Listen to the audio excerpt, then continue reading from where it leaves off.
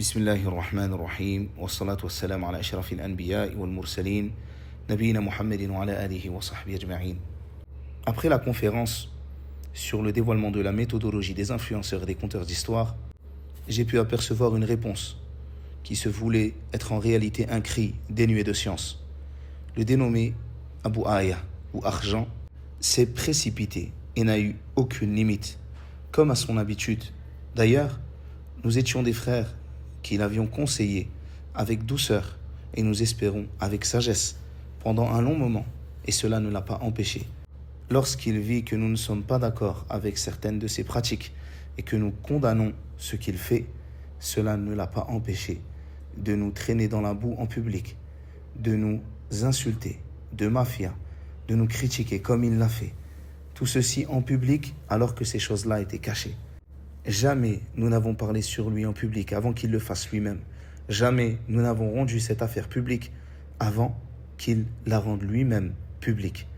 Ainsi, il est de notre devoir, une fois que nous avons vu que les portes du conseil sont totalement fermées avec lui, de dévoiler cette méthodologie, de dévoiler cette personne qui n'a pas hésité une seule seconde à faire ce qu'il a fait. Mais ce qui est malheureux, c'est qu'en plus de nous avoir insultés et d'avoir mis en garde contre nous publiquement, que cela soit contre moi ou contre d'autres étudiants sur la sunna connus auprès des savants, il a osé faire la victime. Et ce n'est pas étonnant de sa part, car c'est exactement ce qu'il fit à l'époque de One Concept. Il utilisa presque les mêmes terminologies. Abu Aya serait entouré de méchants, lui étant sur la vérité et les gens autour de lui étant dans le faux. Et des fois, il faut faire preuve de lucidité. Et il faut voir la vérité en face. Et il faut voir les stratégies, écoute bien, les stratégies qu'utilisent les ennemis de l'islam envers nous pour faire en sorte qu'on se monte dessus. Et qu'on se mange nous-mêmes entre musulmans, on va se manger. Et on va se diviser. Et on va faire des choses comme ça. Regarde bien. Je suis un ennemi de l'islam, qu'est-ce que je vais faire? Je vais prendre un compte, je vais faire une mise en garde contre les frères One Concept. C'est ce qui a été fait. Et je vais me prétendre, par exemple, faire partie de la voie droite, la voie qui est mashallah, alhamdulillah. Juste pour faire parler de moi et pour montrer que, voilà, je suis musulman et je suis ceci. Et ça, regardez comment je suis dur, regardez. Non, c'est faux. Ne soyez pas piégés, ne soyez pas aussi naïfs. Et regardez, alhamdulillah, les stratégies que peuvent utiliser les méchants contre nous. Ainsi, lorsque l'on écoute cette vidéo, on entend que l'islam serait attaqué, alors qu'en réalité c'est Abu Aya qui est attaqué, que les ennemis seraient contre lui, que les gens seraient là afin de les diviser. Lorsqu'il parle sur qui? Lorsqu'il parle sur Abu Aya. Ainsi, les gens qui mettent en garde contre lui prétendent faire partie de la voie droite, mais en réalité dans la tête de Abu Aya, celui qui met en garde contre lui est un ennemi de l'islam, ne cherche qu'à diviser. Et on comprend très bien à travers ses prises de parole qu'il n'a pas changé depuis l'époque de One Concept. Lorsqu'il est enfin pris la main dans le sac, la seule chose qu'il reste à faire pour Abu Aya, c'est se faire passer pour une victime, tandis que les autres seraient les méchants. Et les gens écoutant la mise en garde de ces méchants seraient les naïfs. Et bien sûr, cela ressemble à ce qu'il dit contre nous récemment. Parce qu'au final, quand vous voyez que les musulmans, ils sont divisés, la da'wa, il y a les frères, ils s'occupent de certaines choses, ça fait la guerre sur les réseaux sociaux, etc. Là, on va cerner le cœur du problème. D'accord ? Ainsi, il est malheureux de constater que, depuis le début, dans la tête de Abu Aya, ce n'est jamais Abu Aya le problème, la cause de la division, la cause des problèmes chez les musulmans, la cause de ces problèmes dans la da'wa. Il pense au contraire que ce sont ceux qui dévoilent les problèmes qu'il y a dans ce que fait Abu Aya, qui sont les gens qui divisent. Ainsi, il voudrait que les gens se taisent à son sujet. Et s'il parle, alors bien sûr, ce sont les méchants, diviseurs, les gens qui font du mal à la da'wa. Mais en aucun cas, il s'est posé la question. Et si c'était peut-être lui qui faisait du mal à cette da'wa? Combien d'étudiants faudra-t-il pour qu'Abu Aya comprenne enfin? Combien de méchants y aura-t-il avant que Abu Aya se réveille?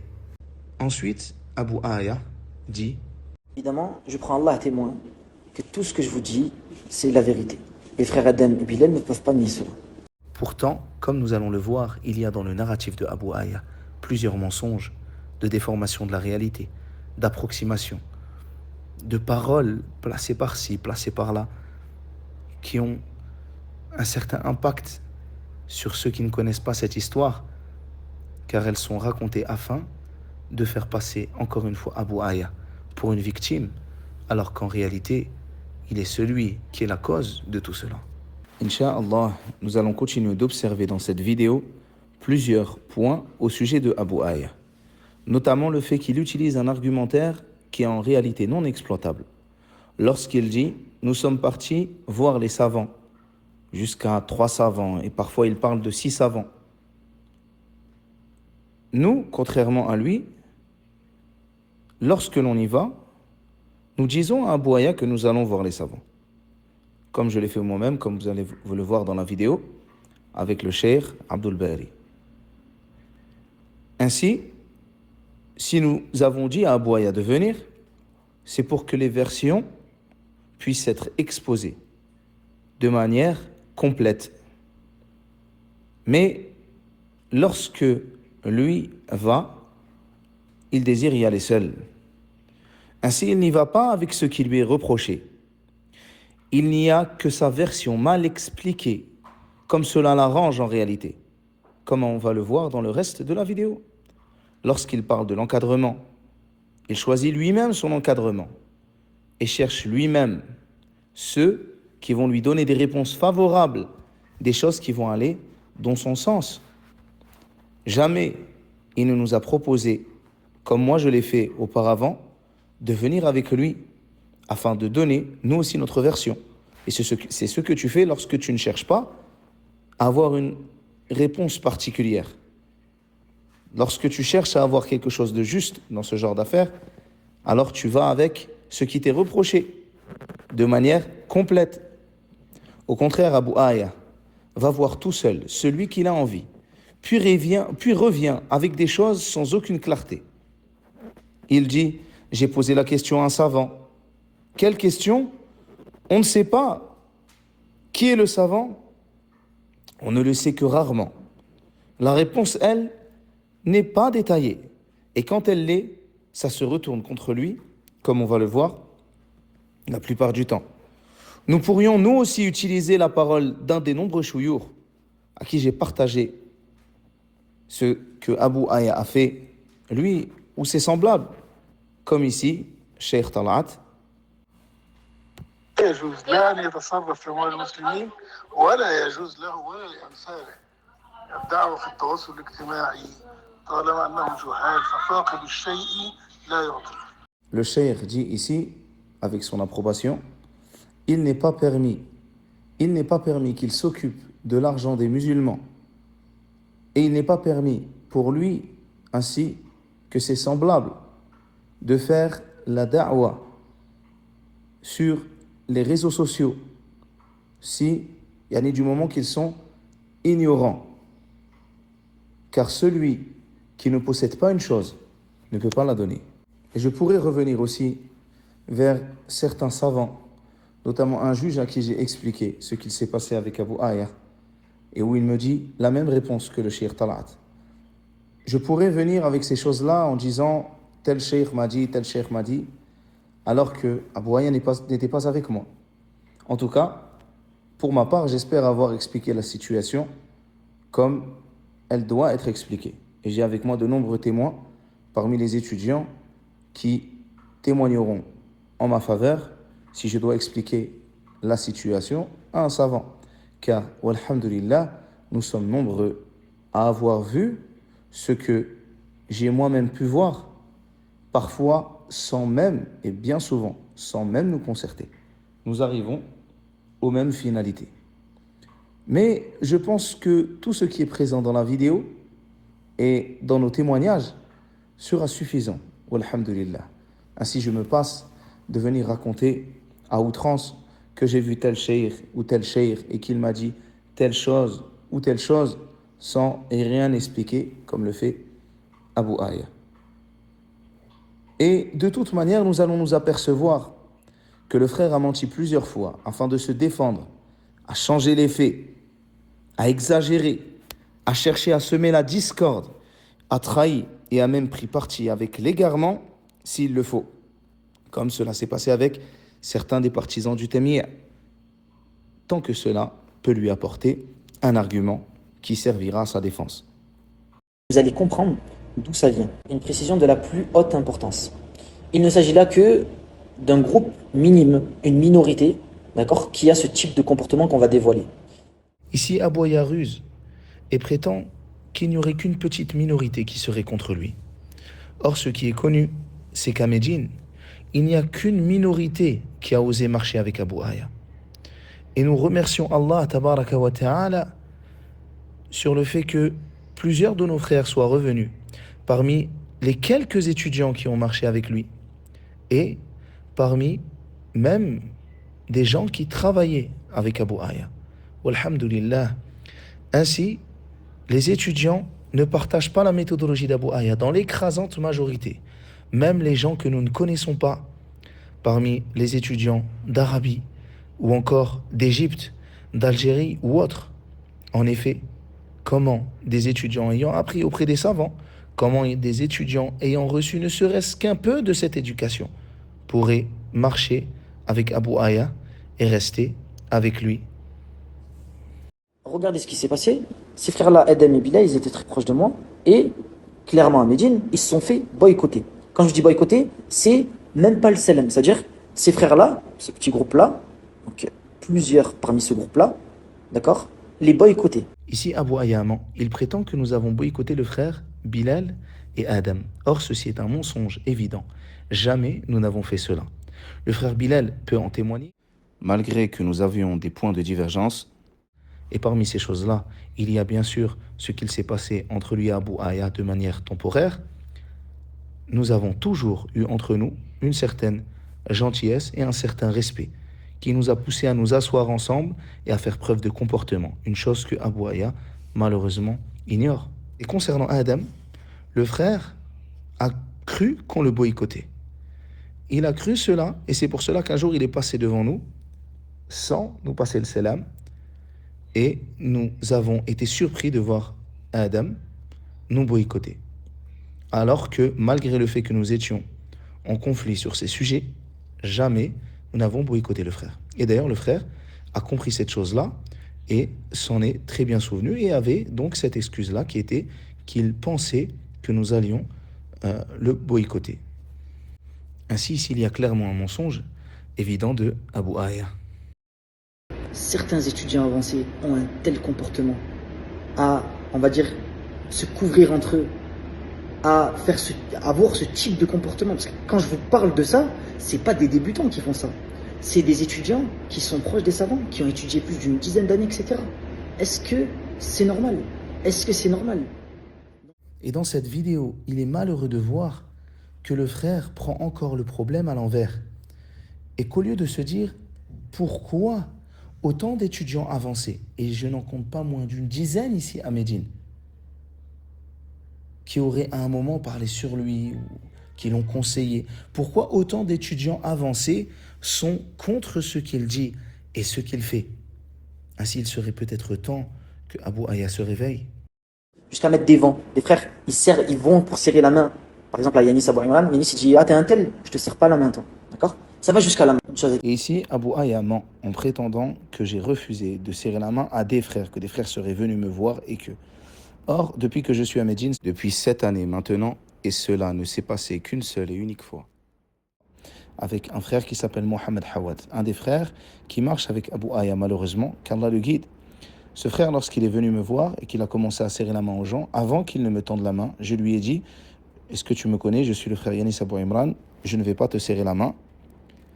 Je parle sur Abu Aya et sur ceux qui marchent avec lui. » Ainsi, j'ai expliqué au frère afin de ne pas l'humilier devant les gens et qu'ils comprennent tout simplement que je ne lui serrai pas la main à cause de cela. Et le frère s'en est allé et je suis parti. Mais malheureusement, lorsqu'on entend l'histoire de Abu Aya, on comprend que cela serait la méthodologie du méchant Yanis Abu Imran avec les gens, alors que je n'ai fait ça qu'avec un seul frère, en prenant soin de lui expliquer pourquoi. Avec eux, alors alhamdulillah. D'accord? Mais lorsque tu as un point qui diverge avec eux, khlas, T'es mis de côté et, pour certains, on te boycotte et pour d'autres pire, on te met en garde. D'accord? Avant tout, je voudrais dire que de manière générale, cette accusation infondée que font certaines personnes sans preuve, mais seulement basée sur des mauvaises pensées, en prétendant que nous obligerions les gens à être d'accord avec nous sur tous les sujets, cela est tout simplement un mensonge.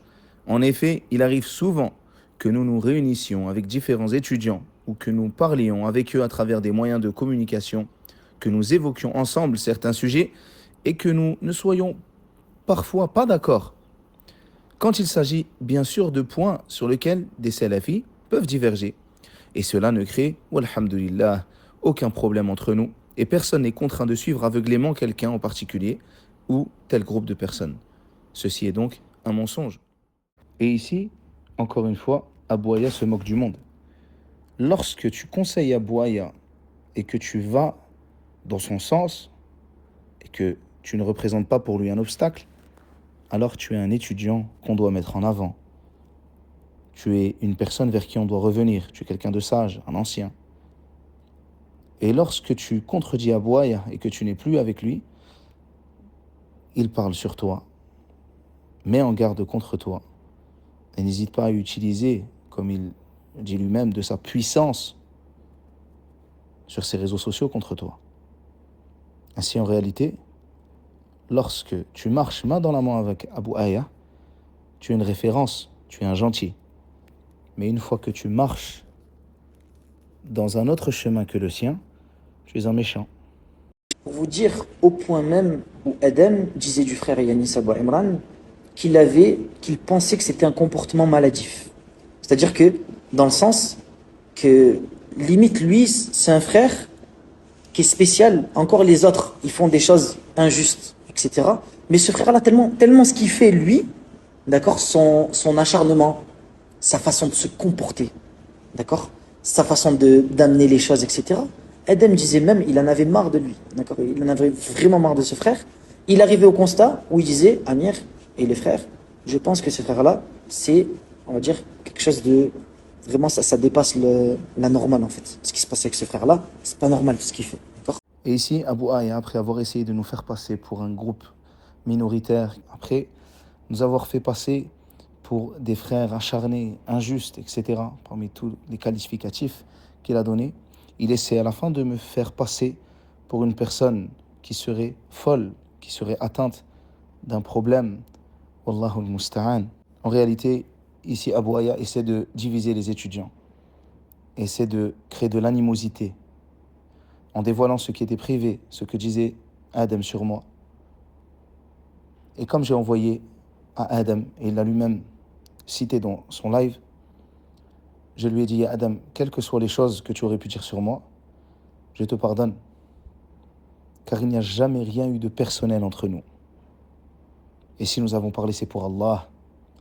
Et si nous nous aimons, c'est pour Allah. Et si nous nous détestons, c'est pour Allah. Et en aucun cas, le personnel est rentré dedans. Et Wallahi, je prends Allah en témoin. Que je pardonne le frère, je lui pardonne. Et je ne lui en veux point. Et que ce qui me fait plaisir, c'est de le voir être sur la vérité. Et que ce n'est pas Abou Aya qui va diviser entre les gens en colportant de telles paroles. Wallahu al-musta'an. Si tu suis ce qu'ils font, alors alhamdulillah. Et si tu suis pas ce qu'ils font, ils vont te faire sentir une certaine pression. Et même toi, tu peux être influencé. En restant avec ces frères. Ces frères-là, c'est des frères qui ont un bagage scientifique. D'accord? On va dire qui sont anciens par rapport, on va dire, à l'étude de la science, etc. Mais ça veut rien dire. Ça, c'est très important. Ça, je vais insister dessus. Si tu suis ce que dit Abou Aya, alhamdulillah, et si tu ne suis pas ce que dit Abou Aya, alors tu seras certain que tous les secrets qu'il y avait entre toi et lui seront révélés. Tu seras certain qu'il mentira sur toi. Tu seras certain qu'il utilisera de sa puissance, comme il le dit des réseaux sociaux, afin de t'atteindre. Et tu pourras être certain qu'il fera tout son possible pour te salir, n'hésitant pas à mentir et à déformer la réalité des faits. Ensuite, il conclut ses joyeuses paroles en disant que l'ancienneté dans l'étude de la science ne veut strictement rien dire. Naam. Ce qui compte pour Abou Aya, ce n'est pas l'ancienneté dans la science, malheureusement, mais ce sont les abonnés. Un étudiant dirait que ce n'est pas parce qu'une personne a de la science qu'elle est forcément sur un bon minhaj, par exemple, ou qu'elle est forcément sur un bon comportement, certes.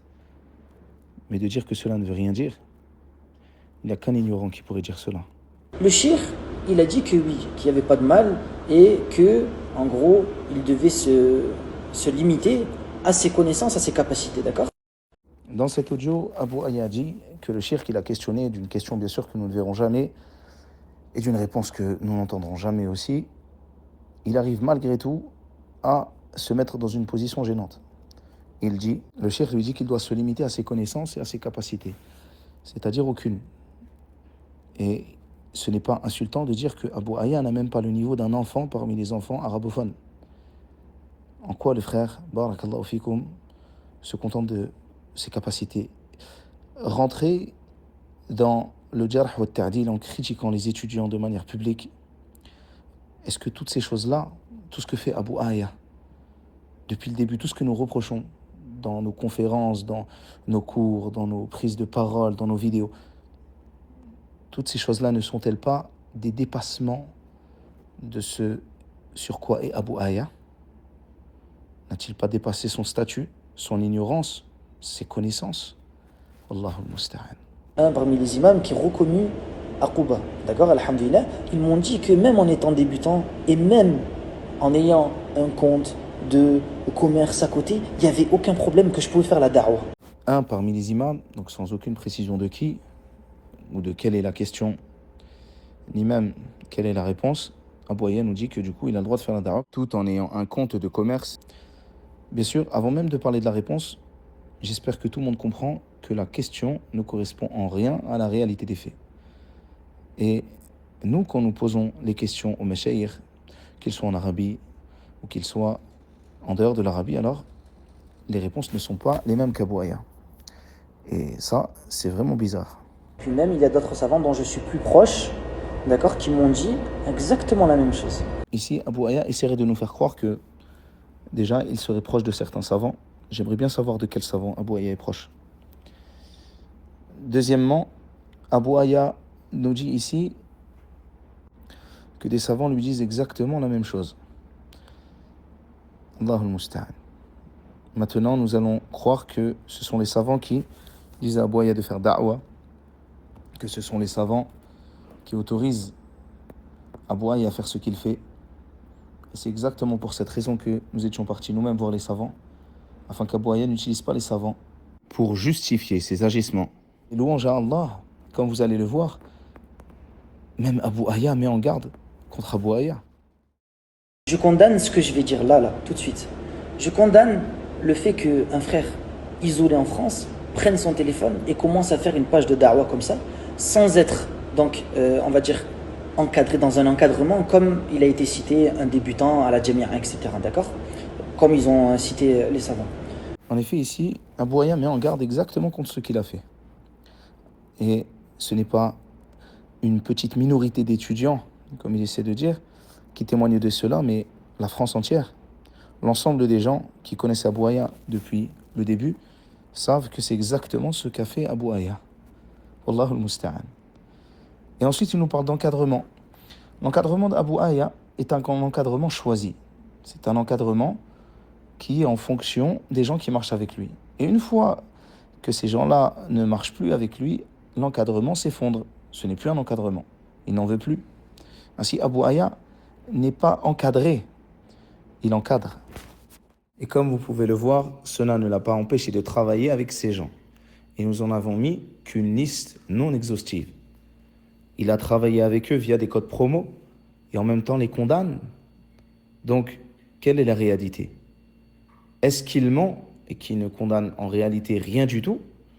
Ou bien travaille-t-il avec des gens qu'il condamne? Dans tous les cas, il n'y a point de science ici, ni de logique. Il n'y a que contradiction évidente. Donc le premier savant auquel je suis revenu par rapport à ça, j'ai exposé que en fait sur mon compte de business, lui il est au courant que je tiens un compte de business, etc. D'accord? Donc je lui dis, voilà, il y a des frères qui me reprochent d'exposer un peu trop ma réussite et que ça convient pas. Ça ne convient pas pour l'étudiant en sciences, etc. D'accord?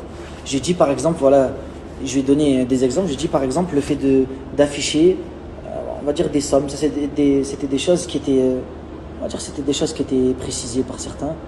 Donc des sommes d'argent. Et que en fait, j'explique aux chers que ces sommes d'argent, si je les mettais en valeur, c'est parce qu'en fait, j'apprends aux gens comment faire un business. Donc je suis obligé, pour être légitime, de montrer que, voilà, on va dire des signes de réussite.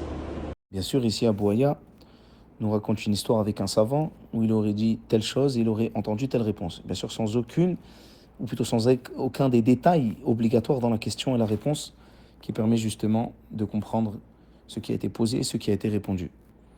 Mais je doute fort que Abou Aya a montré à ce cher ce que nous avons vu sur les réseaux, comme la fois où il boit sa tasse de thé avec le chiffre qui apparaît en bas.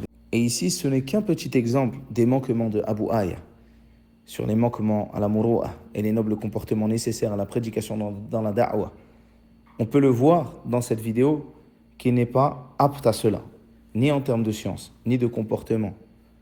Et il y a encore d'autres choses que nous n'avons pas pris la peine d'exposer afin de ne pas rendre cette vidéo trop longue. La réponse du cheikh.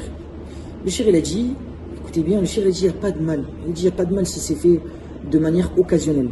Tout comme c'est fait de manière occasionnelle sur ma page argent. Hein, je ne suis pas quelqu'un qui montre des voitures de luxe à tout va, etc. C'est occasionnel. Quand vous m'avez vu dans une très belle voiture, etc., c'est de manière occasionnelle, d'accord? Il a dit, il n'y a pas de mal.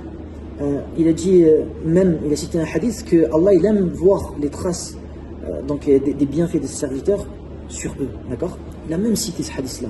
Après, il a juste dit de ne pas tomber dans un excès dans cela, c'est-à-dire de ne pas montrer, on va dire, de manière massive à ces choses-là, le matériel, parce que ce n'est pas ce à quoi on appelle, d'accord?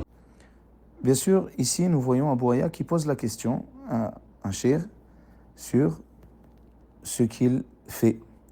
Nous voyons bien que la question, déjà de base, ne correspond pas à la réalité des faits. Par la suite, nous voyons que la réponse du cheikh, malgré tout, nous parle de choses excessives. Et Abou Aya le comprend par massive. Abou Aya, lui, ne comprend pas qu'être excessif, ça peut se faire en une fois sur certains messages. Abou Aya ne comprend pas que simplement sa photo avec son petit thé et son argent en bas est déjà quelque chose d'excessif.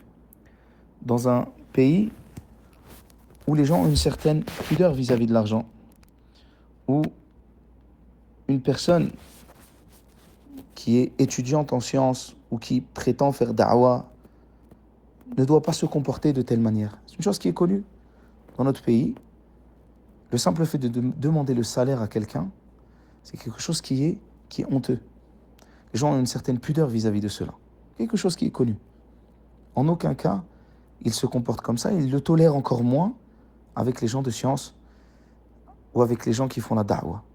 Au contraire, ce qui est connu dans la da'wa de chez nous, et même au bled, c'est justement de faire preuve d'ascétisme, de piété, de ne pas chercher à se montrer, d'avoir un bon comportement, de ne pas chercher à justement faire ce qui pourrait briser le cœur des pauvres. C'est une chose qui est connue. Je ne pense pas que deux personnes qui vivent dans le même pays divergeraient sur cela. Maintenant, qui est-ce qui va déterminer le prix de base? C'est vous?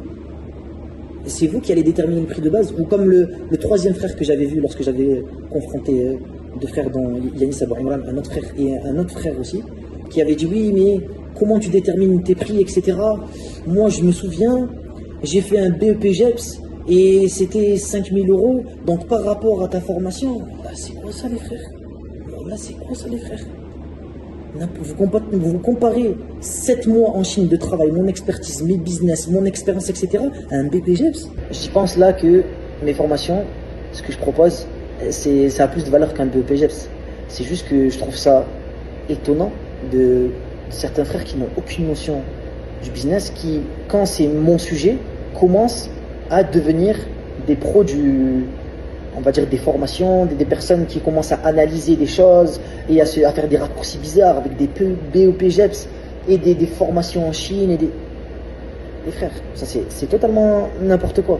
Donc Eden, là par rapport à cet argument-là, comme j'ai dit, ça c'est n'importe quoi, d'accord? Ensuite ici, comme d'ailleurs te l'a rappelé Adam dans son live, c'est toi qui ne comprends pas les choses. Je fus surpris d'entendre de la bouche de Adam ce que moi-même je t'ai reproché, mais tu n'avais pas compris ce soir-là. Et tu as rebondi sur la parole de notre frère qui était présent. Tu as rebondi sur sa parole quand il a parlé de cela en te détournant des véritables sujets. Je parle de ce soir où nous nous étions vus et où tu m'as dit en face que One Concept n'était pas un péché. Je parle de ce soir où j'ai essayé de t'expliquer que lorsqu'on met des prix, les prix doivent véritablement avoir une valeur et la promotion une valeur. Que lorsque tu mets, par exemple, qu'une chose vaut 2000 euros,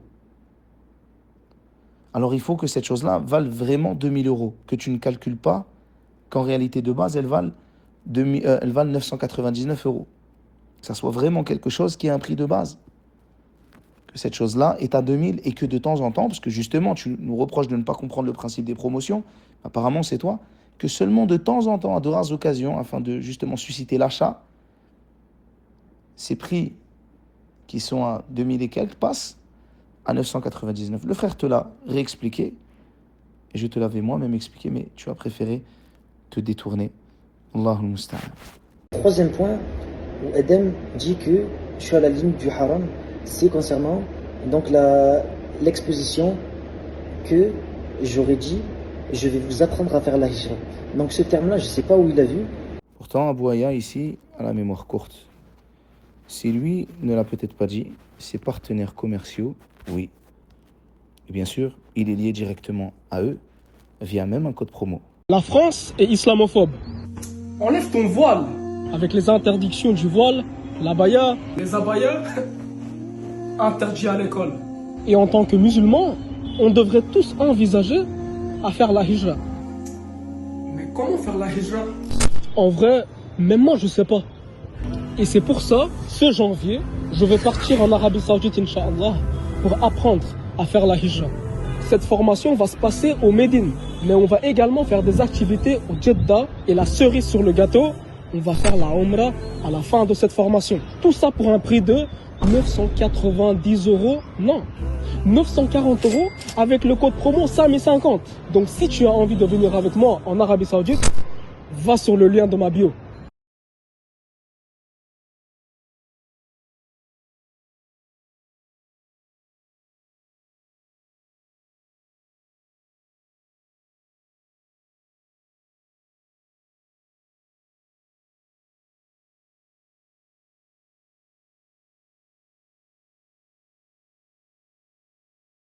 Si on voit que Abou Aya, effectivement, a eu des partenaires, même si ce n'est pas lui qui a dit directement ces mots, a eu des partenaires avec qui il a travaillé, qui ont dit ces mots-là, sans que lui ne revienne sur ces paroles, sur les paroles qui ont été dites, sans qu'il ne contrôle cela. Ainsi, voilà la promotion de Abou Aya. Apprendre à faire ta hijra, et si tu veux te marier, etc. Ainsi, il ne faut pas s'étonner que les frères soient choqués de voir de tels propos pour les formations avec Abou Aya. Et une telle utilisation de la religion pour cela. Et ceci n'est pas étonnant, car le soir où nous avons parlé avec Abou Aya, il nous dit que ce qu'il fait, c'est son risque. Ainsi, Abou Aya défend son risque. La religion est son risque. Il faut donc qu'il fasse ce qu'il peut afin de défendre cet argent. Au final, honnêtement, je ne peux pas leur trouver des excuses par rapport à ce qu'ils ont fait, parce que c'est totalement n'importe quoi. Et c'est pour ça que je vous dis qu'il y a une mauvaise influence, il y a une précipitation, étant donné que là, le constat qu'on peut faire, c'est que les étudiants sont plus durs que nos savants. Le constat qu'on fait, c'est que nos étudiants en sciences, qui ont un bagage, qui doivent nous représenter, même représenter l'université de Médine, etc., ou Médine, d'accord, eh bien, ils sont plus durs que nos propres savants. Ils ont une dureté que, même chez les savants, tu ne trouveras pas cela, d'accord. Ici, on peut apercevoir Abou Aya, encore une fois, rusé, en prétendant que les étudiants seraient encore plus durs que les savants. En effet, lorsqu'Abou Aya va questionner les savants avec des questions biaisées, ou une partie de la réalité, ou le questionne seul, bien sûr, sans l'opposition à ce qu'il fait, et qu'il obtient la réponse qui lui sied, il prétend que celui qui aurait un autre avis que le sien, qui ne serait pas sur ce sur quoi il fait référence à cette minorité qui serait encore plus dure que les savants. Mais quels savants sur la surface de la terre tolérerait les agissements d'Abu Aya? Quel savant tolérerait qu'une personne sans aucune science fasse ce que Abu Aya a fait? Fasse ce que Abu Aya a fait. Même si on en avait parlé au début, on a démontré les agissements qui sont dramatiques de certains étudiants tels que Yanis Abou Imran, qui sont connus, d'accord, ici à Médine, qui sont connus, ces agissements, ils sont connus. D'ailleurs, la preuve, c'est que lorsque je suis venu et que je commençais à fréquenter Yanis, il y avait plusieurs étudiants qui m'ont dit « Fais attention avec ce frère, il y a eu beaucoup de troubles, etc. etc. » Il est facile de comprendre qu'il est extrêmement aisé de venir avec des rumeurs. Mais Abu Aya, comme à son habitude, ne parle pas avec des preuves, avec des choses qu'il aurait dit, qu'il aurait entendu. Quand c'est une personne, il le transforme en des. Quand c'est une chose qui le concerne, il le transforme comme si c'était une attaque à la communauté. Ainsi, Abu Aya, parle avec preuve ou tais-toi correctement. À mon souvenir, et je ne pense pas que j'ai oublié ma vie, je n'ai eu de problème ici à Médine qu'avec deux catégories de personnes. Des gens du Temiyya, parmi eux, les Suisses que j'ai dénoncés, et je vais revenir sur eux dans la vidéo, et ceux du fait des gens de l'égarement qu'ils mettent en avant, comme Saïd El-Kamali ou d'autres, et ce n'est pas d'ailleurs tous les Suisses, mais une partie d'entre eux, et toi, Abu Aya. Voilà les personnes sur qui j'ai parlé publiquement ici. Donc j'aimerais savoir quel trouble, surtout à l'époque où tu dis que tu venais de me connaître. Je trouve ça extrêmement surprenant. Mais que celui qui a des preuves parle ou qu'il se taise pour de bon. Il est facile de dire un tel m'a dit, sans donner de nom, sans donner de preuves, sans expliquer le pourquoi. Et même s'il y avait eu des troubles, penses-tu que cela est suffisant pour parler sur quelqu'un? De dire il y a eu des troubles? Combien de savants ont connu des troubles et ils étaient sur la vérité? L'important, ce n'est pas le trouble. C'est de savoir, est-ce que la parole de la personne est une parole de vérité ou un mensonge? Et vouloir condamner une personne parce qu'il y a des troubles, parce qu'elle dit la vérité, alors c'est une méthodologie perverse.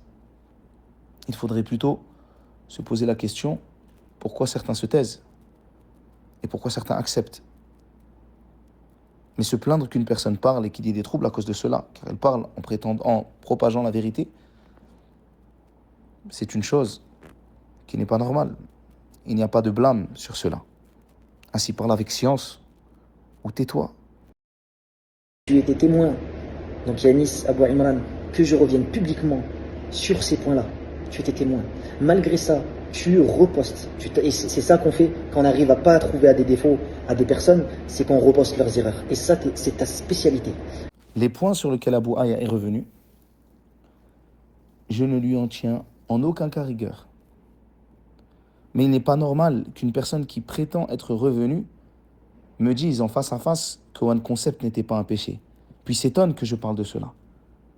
Ou qu'une personne qui prétend être revenue sur des sujets que je lui ai reprochés, comme le fait de se prendre en photo en prenant les femmes qui prient, par exemple, de derrière lui.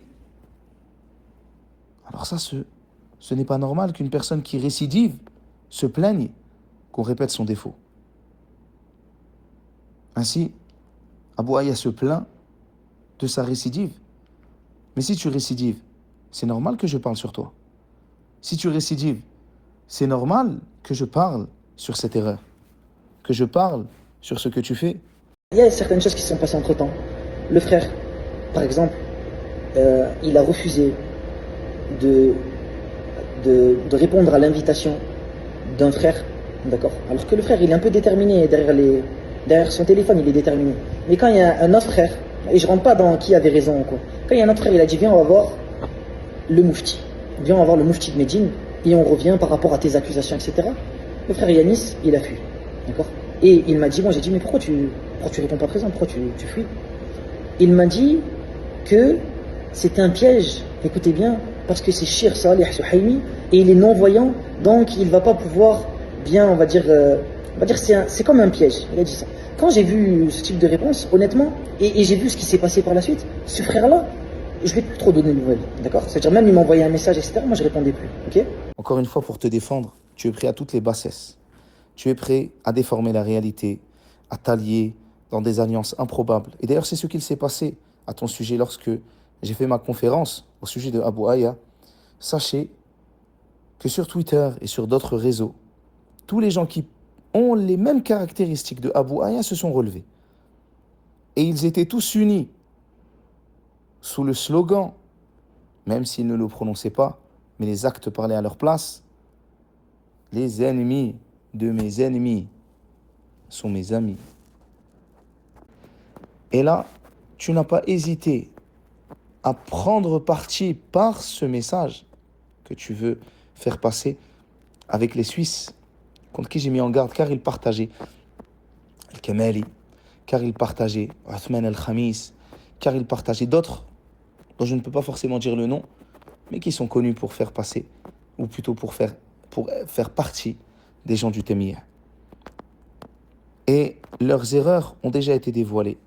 Et cela fait des années que je parle sur eux de manière détaillée, avec preuve, que cela soit par des vidéos, des captures d'écran ou des témoignages écrits et signés. Et lorsque ces Suisses, et tu le sais, au lieu de répondre de manière scientifique, ont voulu m'attaquer et ont voulu m'emmener dans les tribunaux et ont voulu m'emmener devant Cheikh Salih Al-Suhaimi, je t'ai dit effectivement que c'est un piège énorme. Car à cette époque, par exemple, parmi les choses que j'avais dites, j'avais parlé de Othman Al-Khamis. Et le Mufti à l'époque ne parlait pas sur lui. Au contraire, il y avait même une vidéo qui tournait de ses éloges. Hafidhahullah, éloges sur lesquels il est revenu. De plus, la majorité de mes preuves étaient des preuves basées sur des captures d'écran, des messages, des vidéos, des photos. Et comme tu le sais, et c'est ce que je te dis, le cheikh est aveugle. Il faut que j'expose cette méthodologie du Temiyya qui est présente sur les réseaux sociaux avec ses représentants, les partages, les abonnements, les photos, les vidéos, les soutiens qu'ils ont eus. Et j'ai senti de loin ce piège. Et je leur ai dit, pourquoi n'allons-nous pas chez Cheikh Mohammed ibn Hadi? Car moi je sais qu'ils ont un problème avec Cheikh Mohammed et Cheikh Rabi'a. En tout cas, certains d'entre eux, pour pas tous les incriminer. Je le sais, car certains d'entre eux revenaient de leur cours et nous disaient au sujet de Cheikh Rabi'a, bien avant la fitna des Sa'afiqa, docteur Rabi'a, il est dur, etc. Et ça sont des témoignages de gens qui connaissent cette histoire, qui connaissent ces gens. Et encore beaucoup d'autres témoignages me sont parvenus. Et j'ai des preuves contre ces gens, et les étudiants ici le savent. Et les Suisses eux-mêmes le savent. Je suis allé dans le commerce de ce frère qui m'avait menacé, qui avait prétendu cela. Et je l'ai trouvé de dos. Je me tenais derrière lui. Et je lui ai dit « Assalamu alaikum wa rahmatullah ». Il s'est retourné et m'a vu. Le frère, par Allah, a bégayé en tremblant 3 fois avant de répondre « Wa alaikum salam wa rahmatullahi wa barakatuh ». Ce frère-là, j'ai ensuite parlé avec lui pendant plusieurs heures afin de lui parler en face à face après les menaces que j'ai reçues, pour lui montrer que ces menaces ne m'affectaient pas et pour lui montrer que si véritablement c'était le haqq qu'il cherchait, alors je n'ai aucun problème à m'asseoir avec lui. Et je lui ai dit, Ya Akhi, je ne vais pas le citer ici parce que ça ne sert à rien, mais Ya Akhi, et le frère se reconnaîtra, et ceux qui connaissent l'histoire savent de qui je parle. Ya Akhi, parmi les frères de Suisse qui sont ici à Médine. Si tu veux véritablement savoir où est la vérité, je t'invite à manger. Le restaurant de telle ville, donc dans la ville où il est, a brûlé. Mais on peut se poser dans un autre restaurant, Inch'Allah. Je t'invite. On pose la question tous les deux. On pose toutes les questions sur lesquelles on diverge. On va voir Cheikh Saleh, on va voir Cheikh Mohammed, on va voir les savants de où tu veux. Si véritablement c'est ça que tu veux, la fraternité, etc. Parce que moi, ce que je sais d'eux, malgré le fait que je les condamne et je suis en total désaccord avec ces Suisses-là, au niveau du minhaj, et je n'ai pas le même minhaj qu'eux, et ça je l'atteste, malgré ça, malgré le fait qu'on ne se parle pas, il y a quand même un certain comportement entre nous. Dans le sens que je ne vais pas leur manquer de respect ou être méchant ou autre avec eux. Et donc le frère, je n'ai eu aucun mal parce que je n'ai pas parlé sur lui ou sur eux de manière personnelle et lui dire on va manger ensemble, on s'assoit et on va voir et on règle le problème, c'est vraiment ça que tu veux. Parce que justement les problèmes que j'ai avec eux n'ont rien de personnel. Ils sont pour Allah. Mais ce qui nous sépare, c'est le manhaj. Et ces gens, ou plutôt cette personne, ne m'a jamais rappelé, ne m'a jamais renvoyé un message pour faire ce qu'on s'était dit. Et les années sont passées et j'ai laissé l'affaire. Et j'ai continué à accumuler ces preuves-là que j'ai contre eux, afin que ma parole ne soit pas basée sur autre que sur des preuves. Oh, alhamdoulilah, les preuves sont présentes. Les frères de chez moi le savent, les frères de Suisse qui ne sont pas avec eux le savent. J'ai pu en transmettre à des étudiants ici. Oh, alhamdoulilah. Et d'autres peuvent témoigner de cela. Parmi les étudiants qui sont proches d'eux, dans la vie de tous les jours ou de manière générale, qui étaient avec eux, qui les connaissaient, etc. Donc, ya Aba Aya, taqi rabbak. Et ne dépasse pas ta place. Ne mens pas, ne déforme pas les réalités. Et ne prends pas le parti de ceux qui ne sont pas sur un bon minhaj, afin de te défendre. Car tu n'hésites pas à prendre le parti du faux, à trahir tes amis, à trahir ceux avec qui tu mangeais pour te défendre. Et cela me montre qu'en plus des choses que j'ai à te reprocher, tu n'as que peu de bon caractère. Et c'est bien dommage. Ainsi, ce sont les mêmes qui prennent des cours auprès des têtes des gens du Tamiyya dans le monde. Ces mêmes gens qui mettent en avant Al-Kamali, Al-Jasir, ces mêmes gens qui ont invité Hamid de Comprends ton djinn en Suisse, ce sont ces mêmes gens que Abu Aya est en train de citer. Il y a énormément de choses sur ces gens. Mais voilà, Abu Aya ne trouve rien de mieux pour se défendre que d'utiliser les paroles de ces mumayyi'in. Il n'est pas étonnant de voir si peu de minutie dans le manhaj. Wallahi, qu'il m'a dit Amir, je vois de toi que t'es pas comme les autres. En gros, alhamdulillah, toi tu suis la vérité. Wallahi, que ce frère-là, Yanis Abou Imran, m'avait dit ça, d'accord? Si Abu Aya, encore une fois, déforme les propos. Il m'a parlé d'un homme qui a fait des choses gravissimes sur ses réseaux, peut-être qu'il va s'en souvenir lorsqu'il écoutera soigneusement cette vidéo, d'un homme qui a fait des choses gravissimes et il ne voulait pas forcément parler sur cet homme-là maintenant, un homme qui a fait des choses parmi ceux qui prétendent la da'wa, parmi les gens qui ne sont pas sur le manhaj salafi, walhamdulillah, et je lui ai rebondi sur ces hommes-là dont il me parlait, sur ces choses qui se passaient, en lui disant que le frère, alhamdulillah, lui, n'était pas comme eux, et qu'il devait faire attention, corriger ces choses, etc., sur lesquelles il est, faire attention à beaucoup d'autres choses que je lui avais dit en privé. Mais le frère vient en prétendant, limite, que je faisais une taskiya de Abu Aya. Wallahu al-musta'an. Donc, ce qui s'est passé, Yanis, comme à son habitude, malheureusement, ce qu'il a fait, c'est que, en fait, lui, il s'est précipité parce que il a déduit certaines choses, donc il est parti voir un savant. Il m'a dit, viens, on va voir un savant, etc. T'as parlé et tu t'es servi du shir, etc. pour voilà. Donc il a fait comme à son habitude, il est rentré dans certaines intentions. Il est, on va dire, il a eu la mauvaise opinion de son frère en disant que oui, je me sers du shir pour gagner de l'argent, comme il dit toujours.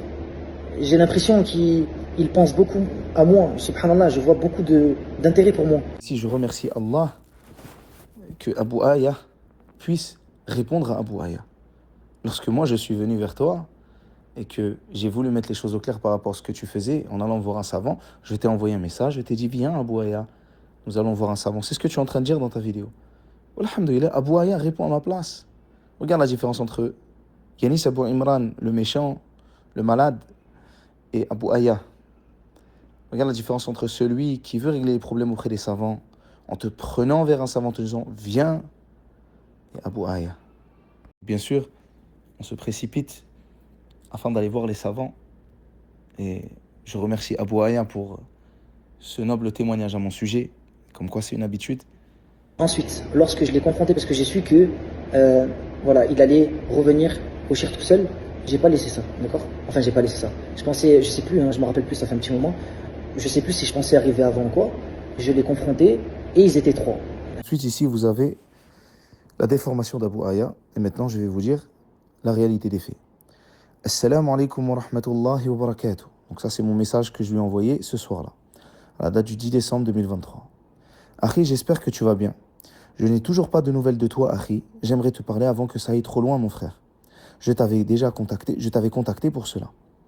Et entre-temps, je vois de nouvelles vidéos choquantes sur argent. Je ne fais pas les choses par derrière, mon frère.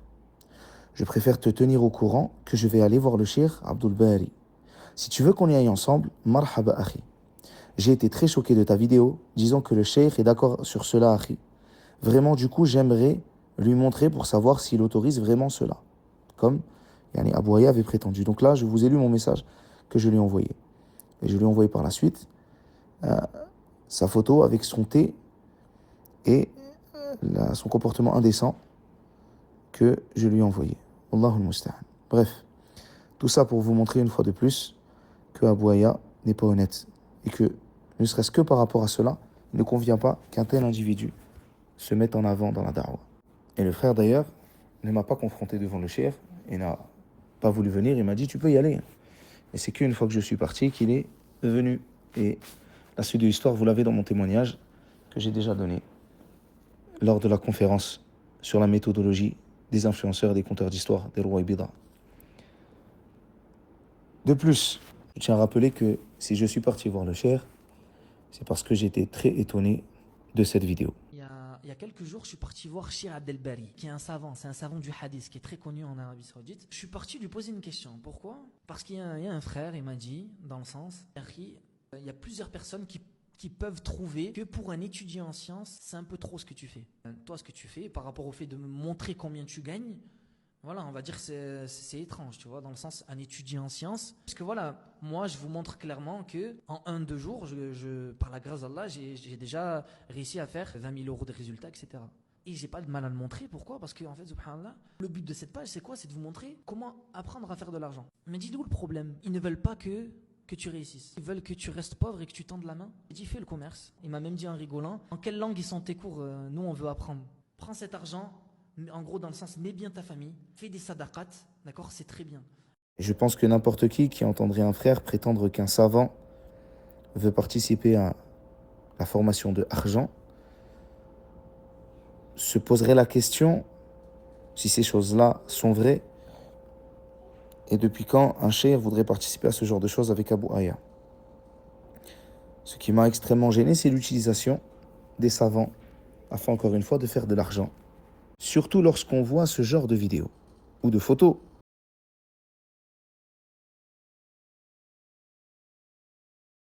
Ce qui m'étonne et qui m'étonnera toujours, c'est que Abu Aya ne voit pas ce qui ne va pas. Et là, catastrophe. Là, on voit vraiment le vrai visage de ce frère qui est, on va dire, vraiment méchant, qui, on va dire, me rabaisse aussi avec ses conjoints, d'accord? Ou ça me dit, va gagner ton fric, d'accord? Ou ça me dit, t'es la honte de Médine, ou ça me dit d'autres choses. Est-ce que vous pensez que moi, je vais rester comme ça, avec ces frères-là, en patientant et en disant, oui, d'accord, donc qu'est-ce que je dois faire, les frères? Dites-moi ce que je dois faire, je vais tout faire comme vous voulez, etc. Ensuite, ici, ceux qui ne prendront pas le temps de lire ton petit message rapide en disant que ce n'est pas moi qui t'a dit cela penseront que c'est moi qui t'a parlé comme ceci. De plus, en plus d'avoir possiblement créé un doute à mon sujet, avec toutes les gentilles choses que tu as dites auparavant, tu déformes les propos du frère et ce n'est pas ça que t'a dit le frère. Et tu pourras d'ailleurs revenir vers lui et il te dira lui-même que tu as transformé ses propos. Lui, il est parti voir un savant, il a menti sur moi. D'accord? Ça, c'est la vérité. Vous voulez la vérité? Il est parti voir un savant, il a menti sur moi. D'accord? Il a dit, Shir, cette personne-là, et le Shir, il me connaissait en plus. Il a dit, je ne sais pas si c'était le Shir. Et Abou Aya ment en disant que j'ai menti. Lui-même dit dans sa vidéo qu'il n'était pas là. Pour ensuite dire qu'il m'a confronté. Pour ensuite venir dire, alors qu'il n'était pas là, c'est ça la vérité, pour ensuite venir dire que j'ai menti. Et comment sais-tu si j'ai menti? Comment peux-tu savoir cela? Tu n'étais pas là. Tu peux dire, par exemple, la question n'a pas été posée comme j'aurais voulu, etc. Mais encore une fois, ça serait de ta faute parce que c'est toi qui n'es pas venu. Alors que je t'ai proposé d'y aller ensemble, et qu'on se voit même si tu veux avant. Mais encore une fois, malheureusement, tu n'es pas honnête. Et j'espère que l'ensemble des gens, après cette vidéo, s'en rendront compte. Encore une fois, Abou Aya ment, et c'est lui qui n'a pas compris le principe de la promotion. La promotion, c'est pas un prix sur lequel tu calcules qu'en réalité, c'est ton prix de base, tout en disant qu'un jour, j'ai vendu des formations, et donc comme un jour, j'ai vendu des formations à une ou deux personnes, alors, khalas, c'est le prix. Promotion, c'est quelque chose qui sort justement de l'ordinaire, qui n'est pas quelque chose sur lequel tu bases justement tes projets de base. Ce n'est pas ton prix de base. Tu ne viens pas par exemple dire, voilà, je te fais ce prix-là, par exemple pour des cours, à 5 € en promotion, alors que tu sais que de toute manière, tu vas les faire à 5 €, et tu barres le prix en disant, au lieu de 30 € de l'heure, par exemple. Et en fait, toute l'année, il y a ça. Il faut être cohérent. Et voilà la chose que je t'ai reproché et que nous avons remarqué. Et j'étais surpris aussi de voir que Adam, ton ancien ami, qui est revenu, walhamdulillah, l'a remarqué. Et a essayé de te l'expliquer comme moi j'ai essayé de te l'expliquer. Malheureusement, le conseil qu'on peut te donner, tu le prends comme un mensonge. Quand on essaie de venir te dire qu'il faudrait mieux que tu fasses cela ou cela pour éviter qu'il y ait certaines choses, malheureusement, Abou Aya le voit comme un mensonge. Moi, je comprends que une personne derrière son téléphone en France, lorsqu'elle voit un tel statut, un étudiant qui, on va dire, a étudié, je sais plus, un peu en Égypte, et qui est à Médine, qui parle l'arabe, la langue arabe, qui essaie de faire des efforts auprès des savants, etc., on peut être séduit. On peut se dire, oh, mashallah, lui, l'homme barik, lui, mashallah, lui, c'est... Tout est vrai chez lui. Non, c'est une erreur. C'est une erreur de débutant. C'est une erreur que j'ai faite, moi. Quand justement, j'ai pris toutes ces personnes-là, dont lui surtout, d'accord, comme personne vraiment super fiable. Une personne qui est droite. Une personne qui, on va dire, est juste. Alors que c'est tout l'inverse au niveau de la justice, d'accord. C'est quelqu'un qui a montré beaucoup d'injustice. C'est quelqu'un qui a dépassé les limites d'Allah plusieurs fois. Et avec plusieurs personnes. Encore une fois, je ne sais pas si Abou Aya se rend compte de ce qu'il dit, que j'aurais dépassé plusieurs fois les limites d'Allah. Tu seras questionné par Allah tabaraka wa ta'ala sur cela. Plusieurs fois avec plusieurs personnes. Viens avec des preuves. Il faut que, comme je t'ai dit plus tôt, tu parles avec science ou tu te taises avec bon comportement. En tout cas, cette accusation est une accusation gravissime. Mais encore une fois, ton manque de connaissances religieuses te pousse à dire des choses qui te dépassent. Et c'est étonnant aussi de voir plusieurs frères de Médine dire les mêmes choses sur Younis. Ce qui est étonnant, c'est d'avancer des choses sans preuve, sans nom, de lancer des rumeurs. Et ensuite, ce qui est étonnant, c'est de prendre le fait que si des gens parlent sur une autre personne, alors c'est forcément qu'ils ont raison, sans que tu expliques pourquoi. Comme nous d'ailleurs, nous avons fait. Lorsque nous avons parlé sur Abou Aya, nous avons expliqué pourquoi. Quels sont les points problématiques, qu'est-ce qui ne va pas. Lorsque nous parlons sur les gens du Témir, Nous expliquons aux gens. C'est à cause de ceci, c'est à cause de cela. Nous expliquons pourquoi nous avons parlé. Mais Abu Aya, non. Il pense malheureusement que ceci est un argumentaire solide et scientifique. Se couvrent entre eux. C'est-à-dire Yanis, il va couvrir des frères qui sont avec lui, comme par exemple, il a couvert un frère qui avait fait une mise en garde, par exemple le frère Moubin. Je vais le citer parce qu'il a cité dans le... D'accord ? Il a cité Moubin, il a fait une seule erreur et tu as appuyé sur sa blessure, sur son erreur pour faire croire que tu as gagné, que tu as un truc, etc. Une fois, Abu Aya ment à notre sujet.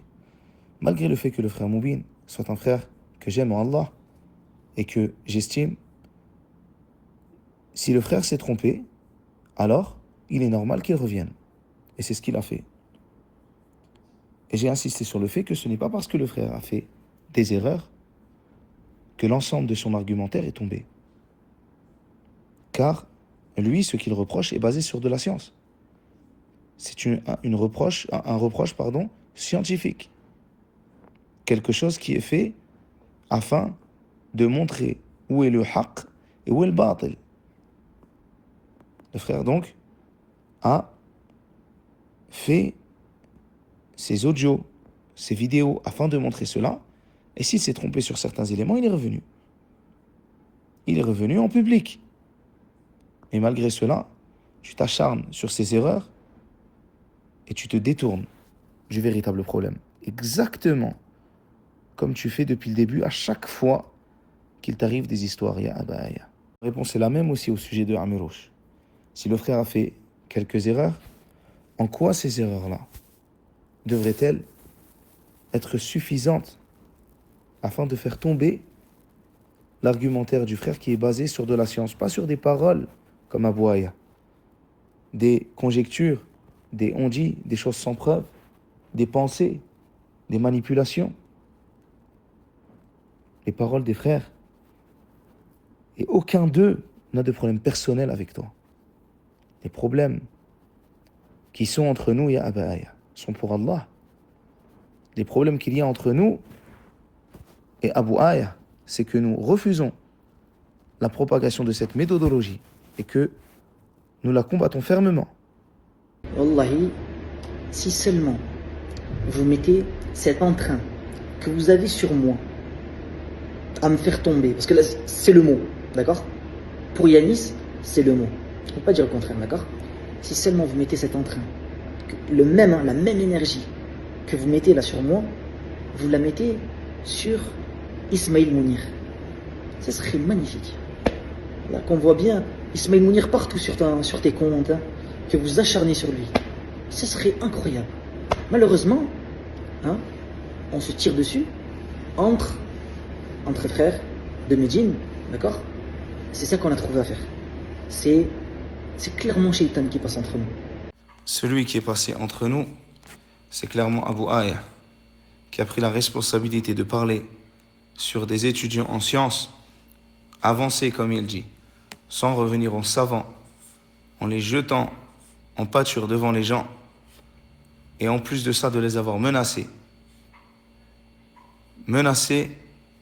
de la manière la plus abjecte qu'il soit, en demandant à ces gens de se taire par ces menaces, en essayant de les faire taire.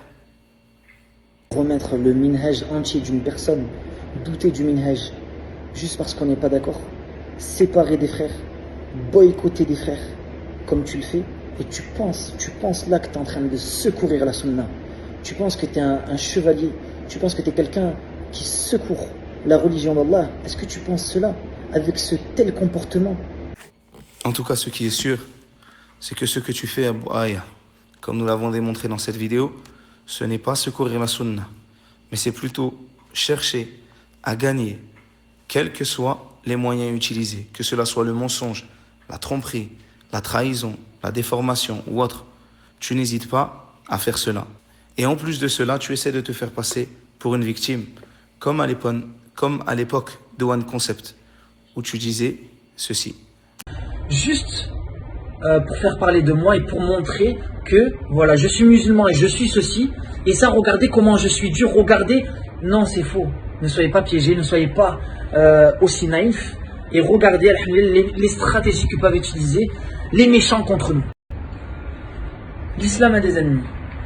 Et des fois, il faut faire preuve de lucidité. Et il faut voir la vérité en face. Et il faut voir les stratégies, écoute bien, les stratégies qu'utilisent les ennemis de l'islam envers nous pour faire en sorte qu'on se monte dessus. Et qu'on se mange, nous-mêmes, entre musulmans, on va se manger. Et on va se diviser. Et on va faire des choses comme ça. Regarde bien. Je suis un ennemi de l'islam, qu'est-ce que je vais faire? Je vais prendre un compte, je vais faire une mise en garde contre les frères One Concept. C'est ce qui a été fait. Et je vais me prétendre, par exemple, faire partie de la voie droite, la voie qui est, mashallah, alhamdulillah.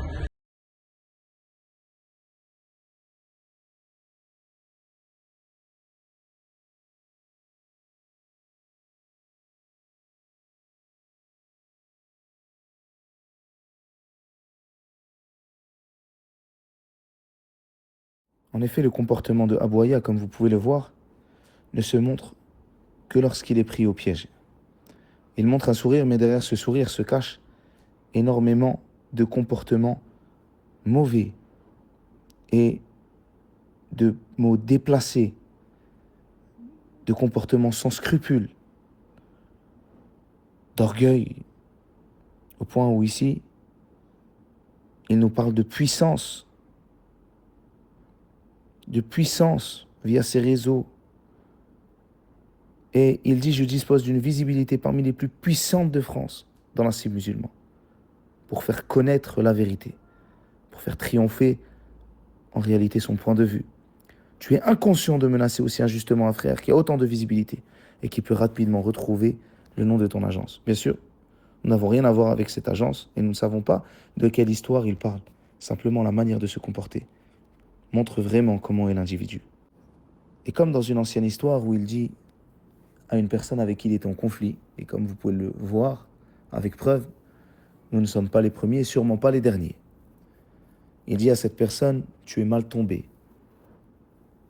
Il n'a pas hésité à utiliser des mots avec nous qui dépassent l'entendement, alors que jamais nous n'avions parlé de ce sujet de manière publique et que nous voulions garder le conseil privé, l'amener devant les savants.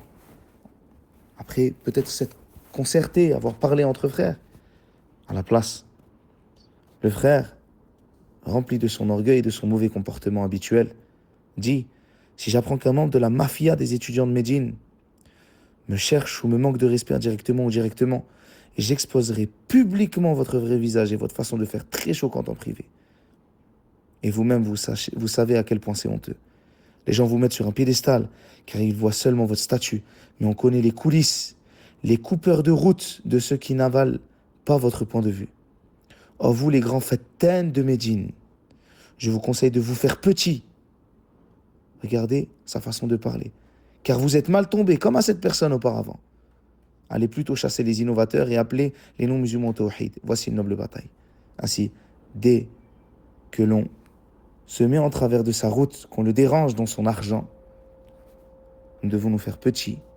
Nous sommes les grands fattans et nous sommes mal tombés. Observez la réalité de ce frère.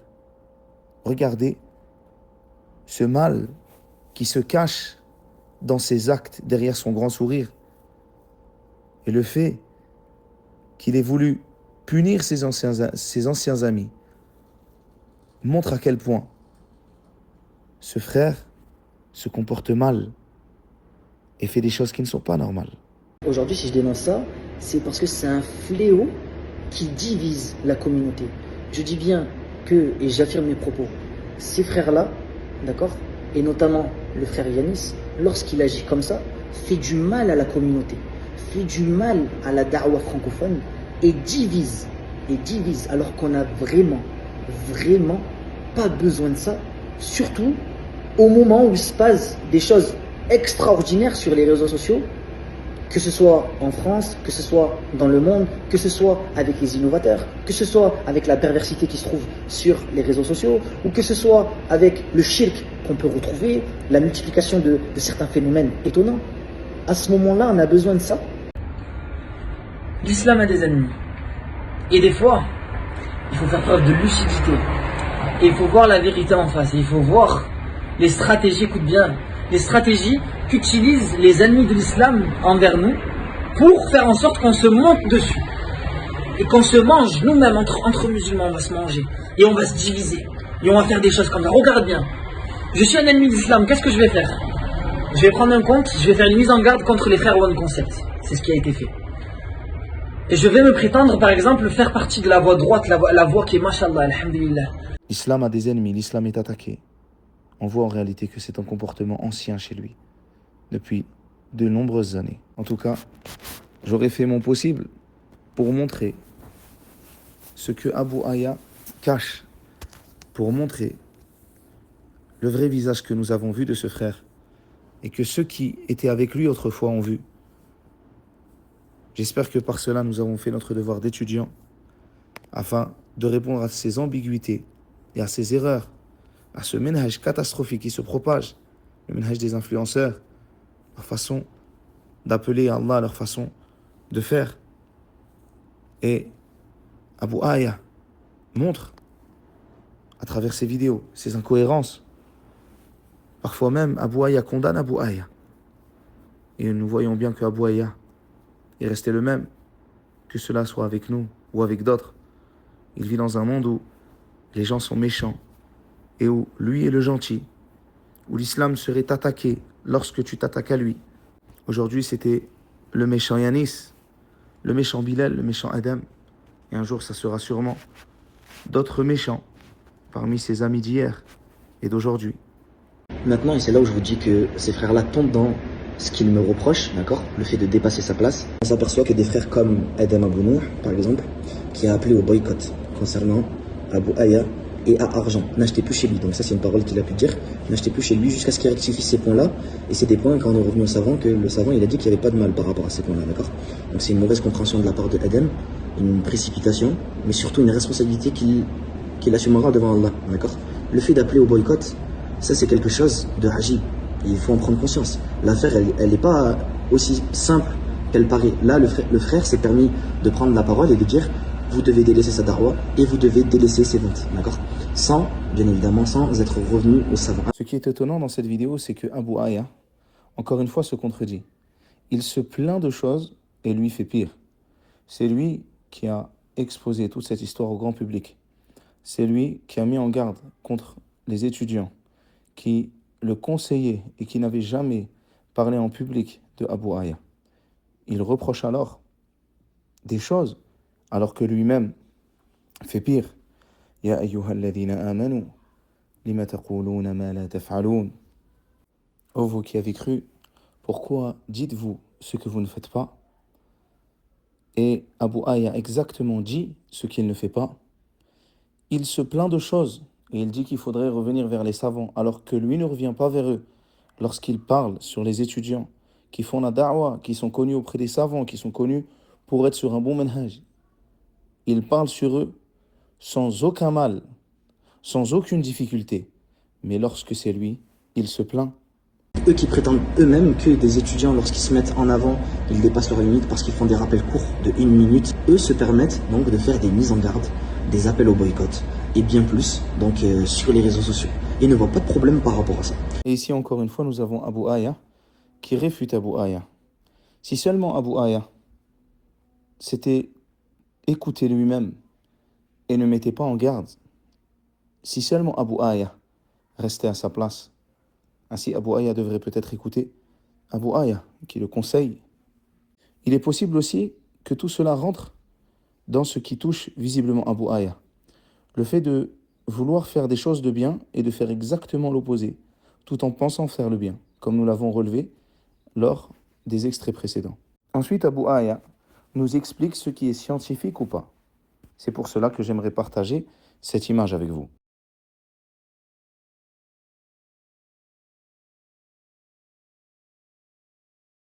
Abu Aya, lorsqu'il a voulu répondre à ma conférence qui a duré plus de 2 heures, où j'ai dévoilé la méthodologie de manière scientifique des influenceurs, des rois et bidra, des conteurs d'histoire, Abu Aya a voulu me répondre à moi, ainsi qu'à d'autres frères qui s'étaient exprimés sur son sujet, en disant, je cite, « Réponse scientifique appuyée par des preuves et fondée sur des faits incontestables ».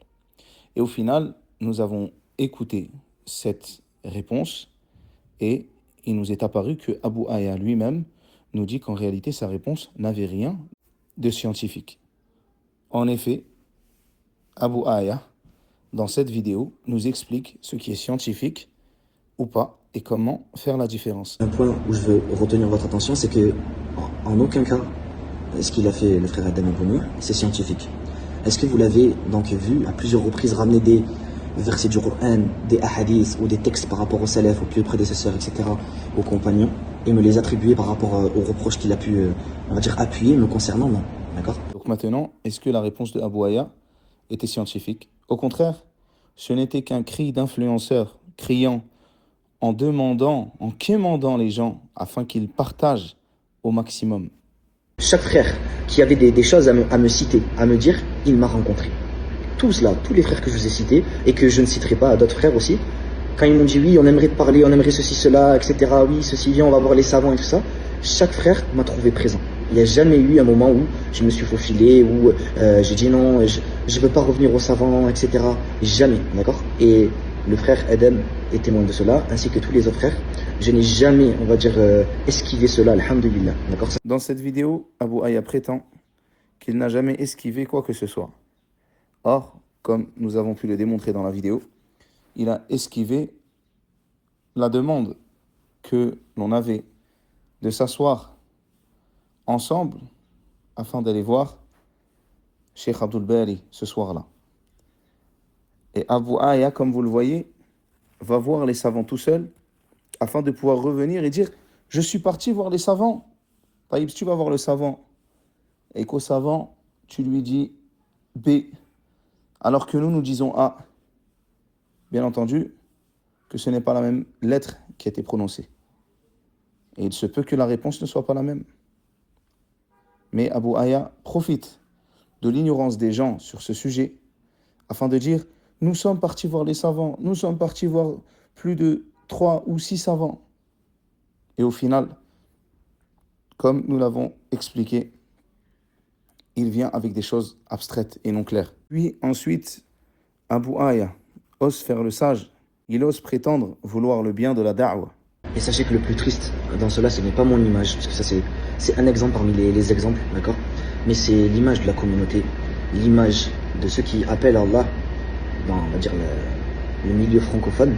C'est cette image-là qui est dangereuse et qu'ils sont clairement en train de salir et de diviser. Tout ça en pensant, comme je l'ai dit, faire leur devoir devant Allah ou secourir la sunna alors qu'ils ne reviennent même pas aux savants pour exposer de telles atrocités devant tout le monde publiquement. Si dans cette vidéo, ce qui est voulu, c'est Abu Aya, alors nous comprenons ce qu'il dit. Si par contre, il ose véritablement parler de l'image de la da'wah, alors comme vous avez pu le voir dans cette vidéo, il a été capable d'absolument tout pour se défendre et d'absolument tout pour écraser son opposition, en les menaçant, comme on a pu le voir, et en parlant d'eux en public, en les mettant en garde et en demandant en plus à ces gens de se taire à son sujet. Ainsi, Abu Aya peut mettre en garde, peut être la cause d'un grand mal envers les étudiants qui font la da'wah. Mais par contre, si les étudiants parlent, si les étudiants essaient justement de laver ces torts, si les étudiants essaient de montrer la fausseté de ce que fait Abu Aya et les erreurs de Abu Aya, alors cela devient une attaque envers la da'wah ou la religion, comme à l'époque de One Concept où il prétendait l'islam est attaqué. Ainsi, nous avons affaire à quelqu'un qui ment, qui déforme les choses, qui parfois essaie de les grossir et parfois les minimise. Nous avons affaire à un ignorant qui, sans scrupule, essaie d'utiliser l'image des savants en sa faveur et qui, sans aucun scrupule, essaie de semer la haine et la discorde entre les étudiants en sciences. Nous avons affaire à quelqu'un qui ne se remet pas en question depuis plusieurs années, qui a des problèmes avec énormément de gens depuis plusieurs années et continue à penser que c'est lui la victime. Nous avons affaire à quelqu'un qui, lorsqu'il parle de contenu scientifique, alors que ce ne sont que des rumeurs, des trahisons, des médisances, nous avons affaire à quelqu'un qui ne se remet jamais en question et qui, à la place, jette l'opprobre sur ceux qui essaient de le conseiller. Nous avons affaire à quelqu'un qui allume le feu, puis se plaint d'être brûlé. Nous avons affaire à quelqu'un qui ose donner des conseils, qui ose donner des leçons, alors qu'il ne les applique pas lui-même. Nous avons affaire à quelqu'un, comme nous l'avons vu dans cette vidéo, qui est rempli de contradictions. Au point où je me demande, est-ce que Abu Aya fait exprès d'être comme cela? Ou bien ceci serait en réalité le manque d'analyse de sa propre personnalité lorsqu'il prétend que certains seraient malades, alors que peut-être la maladie l'aurait touché. L'adage qui fut dit par les Arabes serait peut-être vrai. Ainsi, Abu Aya, en prétendant faire tout ce bien, ferait un mal immense qu'il ne saurait voir. Ainsi, c'est ma dernière prise de parole sur ce sujet. Nous avons propagé ce que nous avions à propager concernant la méthodologie de manière générale afin que cela soit profitable pour l'ensemble des gens et Abu Aya de manière détaillée, car il est un exemple de ce à quoi aboutit cette méthodologie, la méthodologie de la précipitation, du fait de parler sans science sur de grandes affaires, la méthodologie des rois Ibida qui a emmené Abu Aya à commettre toutes ces injustices, la méthodologie terrible qui touche à notre époque beaucoup de nos frères et malheureusement à l'heure actuelle de nos sœurs. Et nous demandons à Allah tabaraka wa ta'ala qu'il débarrasse la communauté de ce fléau, de ces gens qui se mettent en avant et parlent sur de grandes affaires en causant de grands dégâts et qui ne se rendent compte malheureusement de rien. Et si Abu Aya a été cité autant, c'est dû à tout ce qu'il s'est passé venant de sa part que j'ai pu détailler dans la conférence ainsi que dans cette vidéo, et qu'à la différence de beaucoup d'influenceurs, il s'affilie à la recherche de la science, il s'affilie à Médine, malgré les méfaits qu'il commet. Et cela nuit aux étudiants qui apprennent véritablement la science. Cela est nuisible aux savants qui la transmettent. Cela est nuisible à l'image du lieu. Cela est nuisible à la da'wah. Est-ce de telles personnes que vous voulez prendre votre religion, de gens qui n'hésitent pas à mentir, de gens qui n'ont ni science ni comportement?